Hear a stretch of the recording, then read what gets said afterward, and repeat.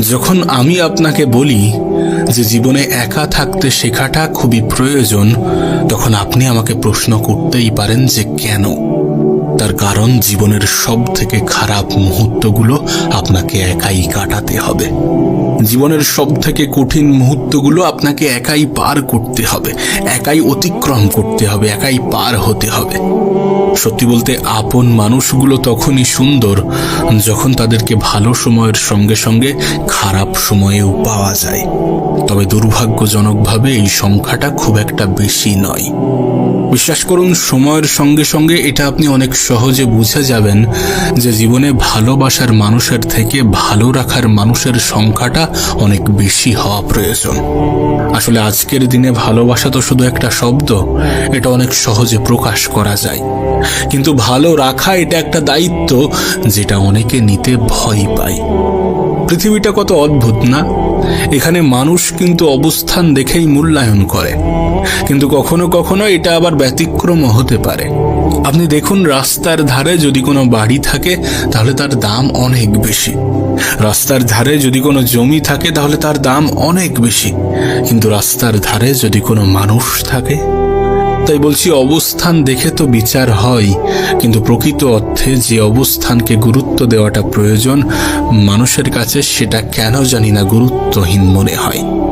সত্যি বলতে, কোনো অসহায় মানুষকে দেখে যদি আমাদের মধ্যে কোনো অনুশোচনা কাজ না করে তাহলে ভাবতে হবে যে আমাদের অন্তরটা মারা গেছে।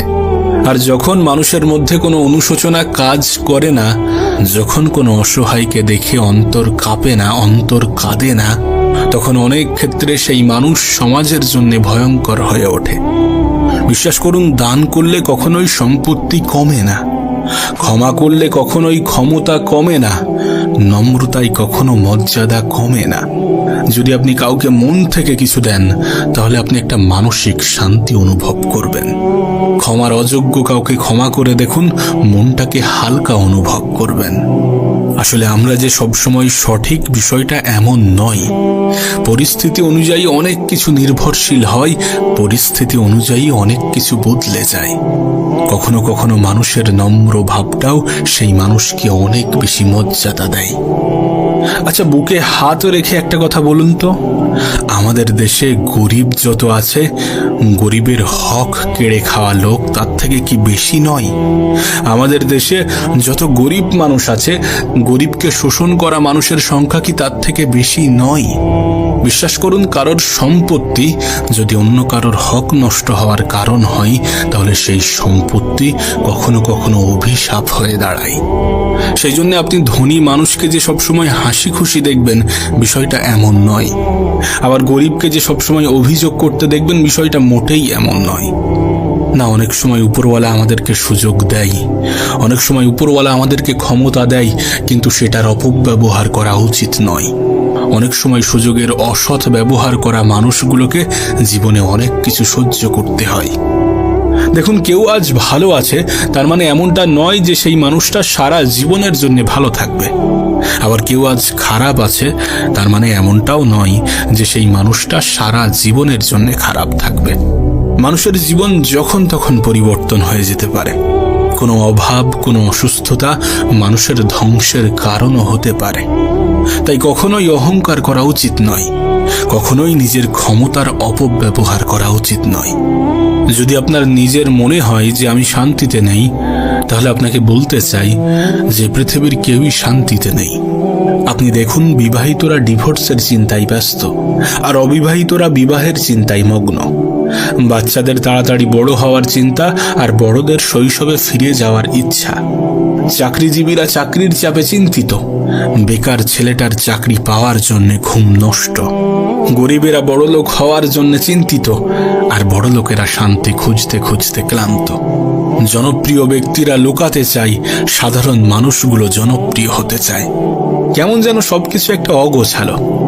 মানুষ যেন নিজের জায়গাটাকে মূল্যায়ন করতে চায় না, মানুষ যেন নিজের অবস্থানকে গুরুত্ব দিতে চায় না, মানুষ যেন নিজের মন থেকে শান্তিটাকে উপলব্ধি করতে চায় না, মানুষ যেন নিজের মূল্যটা বুঝতে চায় না, মানুষ যেন সমস্ত কিছু জোর করেই পেতে চায়, মানুষ যেন নিজের অবস্থানের থেকে অন্যের অবস্থানকে বেশি গুরুত্ব দেয়।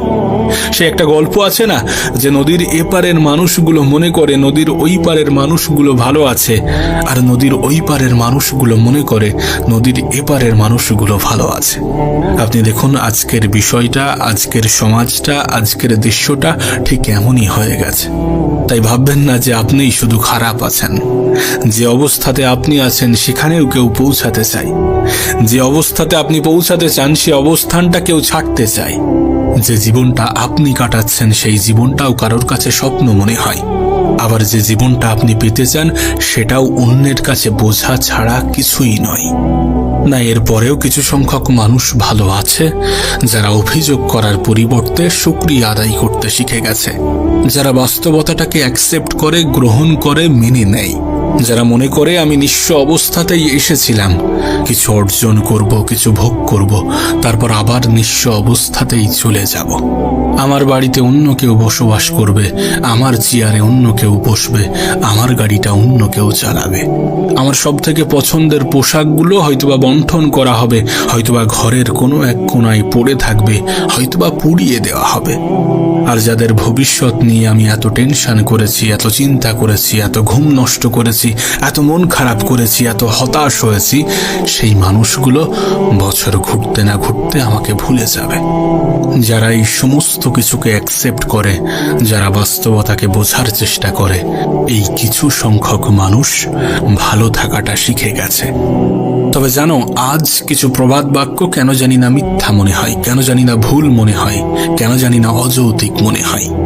শুনেছি পুরুষের সফলতার পিছনে নারীর অবদান থাকে, কিন্তু আজ সমাজে দেখা যাচ্ছে নারীরা সফল পুরুষই খোঁজে।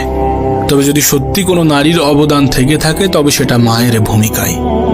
আবার এটাও শুনেছিলাম যে চেহারার সৌন্দর্য আসল সৌন্দর্য নয়, প্রকৃত সৌন্দর্য অন্তর দেখেই হয়।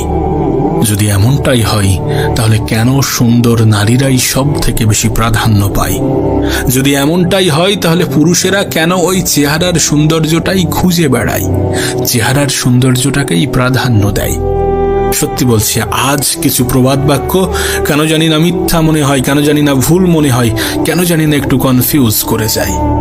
তবে প্রতিটা মানুষের চিন্তাভাবনা এক নয়, অনেকের চিন্তাভাবনার সাথে অনেকের চিন্তাভাবনার পার্থক্য থাকতে পারে, কিন্তু এত কিছুর পরেও বাস্তবতাটা বাস্তবতাই থাকবে। আপনি দেখুন, আমরা সবাই ভাগ্যের দিকে তাকিয়ে বসে আছি, কিন্তু মজার বিষয়, ভাগ্য নামের অধ্যায়ে কি লেখা আছে সেটা আমাদের জানার বাইরে। আমরা কেউই জানি না ভাগ্যে কোনটা থাকবে কোনটা থাকবে না। তারপরেও আমরা চেষ্টা করতে চাই না, তারপরেও আমরা ধৈর্য ধরতে চাই না, তারপরেও আমরা মেহনত করতে চাই না। কখনো কখনো মনে হয় ভাগ্যে এটাই লেখা আছে যে চেষ্টা করবে সেই পাবে, যে মেহনত করবে সেই পাবে, যে ধৈর্য ধরবে সেই পাবে। তবে এত কিছুর পরেও আমাদের ভাগ্যে কি লেখা আছে সেটা আমরা জানি না, তাই ভাগ্যকে দোষ দিয়ে হাত গুটিয়ে বসে থাকাটা আমাদের কোনোভাবেই সাজে না। আমার মনে হয় যেহেতু জীবনে পরিশ্রম করতে হবে, যেহেতু মেহনত করতে হবে, যেহেতু চেষ্টা করতে হবে, তাহলে কেননা সেটার মধ্যেই নিজের আনন্দ খোঁজা যাক। সঠিক পথে পরিশ্রম সফলতার সব থেকে বড় কারণ, এটাকেই নিজের অন্তরে ধারণ করা যাক। আমাদের মধ্যে অনেকেই আছে যারা সফলতার শর্টকাট খোঁজে। ভুলবশত আমাদের মধ্যে এমন মানুষও আছে যারা নেতাদেরকেই উপরওয়ালার দরজা দিয়ে থাকে। একবার ভেবে দেখুন, সাধারণ মানুষের ছেলে নেতার চামচাগিরি করে লেখাপড়া না করে বকাটে হয়, আর নেতার ছেলে বিদেশে গিয়ে লেখাপড়া করে আবার নেতা হয়। যে নেতাকে আপনার এত বেশি বিশ্বাসী মনে হয়, তার ইতিহাস ঘাটলে দেখা যাবে সুদ, ঘুষ, অন্যায়, অবিচার ছাড়া কিছুই নেই। তাই বলবো, প্রয়োজনের থেকে বেশি কাউকে মাথায় তুলবেন না, অন্যদেরকে অনেক বেশি বড় আর নিজেকে অনেক বেশি ছোট মনে করতে যাবেন না। যেখানে উপরওয়ালা আপনাকে তৈরি করতে কোনো ত্রুটি রাখেননি, সেখানে কেন আপনি নিজেকে এত বেশি ত্রুটিযুক্ত মনে করবেন? বিশ্বাস করুন, আমরা হয়তোবা মনে করি যে যাদের টাকা নেই তারা গরিব। প্রকৃত অর্থে এমনটা নয়। যাদের টাকা নেই তারা গরিব নয়, যাদের জীবনে সৎ উদ্দেশ্য নেই, নেক উদ্দেশ্য নেই, বড় স্বপ্ন নেই, তারা গরিব। যাদের টাকা নেই তারা গরিব নয়। যাদের নিজের উপরে কনফিডেন্স নেই, আত্মবিশ্বাসী নেই, তারা গরিব। যাদের ভালো একটা মন নেই তারা গরিব। যাদের অন্তর কোনো অসহায়কে দেখে কাঁপে না, কাঁদে না, তারা গরিব। যারা পরিস্থিতি পরিবর্তন হয়ে যাবে এ বিশ্বাস রাখে না, তারা গরিব। যারা ছোট মনের মানুষ তারা গরিব। যাদের অর্থ কখনো কোনো অসহায় মানুষের মুখের হাসির কারণ হতে পারেনি, তারা গরিব। যাদের জীবনে অভিযোগ ছাড়া আর অন্য কিছু নেই, তারা গরিব। আর যদি বলো ধনী কারা? যাদের নিজের উপরে বিশ্বাস আছে, যাদের জীবনে লক্ষ্য আছে, যাদের জীবনে স্বপ্ন আছে, যারা স্বপ্নের সাথে নিজের নেক উদ্দেশ্য যুক্ত করে, যারা বাস্তবতাকে স্বীকার করে, কোনো অসহায় মানুষকে দেখে যাদের অন্তর কাঁদে, যারা পরিস্থিতি পরিবর্তনশীল এ শব্দে বিশ্বাস রাখে, তারা ধনী। একটা কথা মনে রেখো, দিন শেষে মানুষ সুখের সন্ধানী, শান্তির সন্ধানী। এটা ঠিক যে টাকা মানুষের জীবনকে সহজ করে, কিন্তু প্রকৃত অর্থে মানসিক শান্তিটা অন্য কিছুর উপরে নির্ভর করে।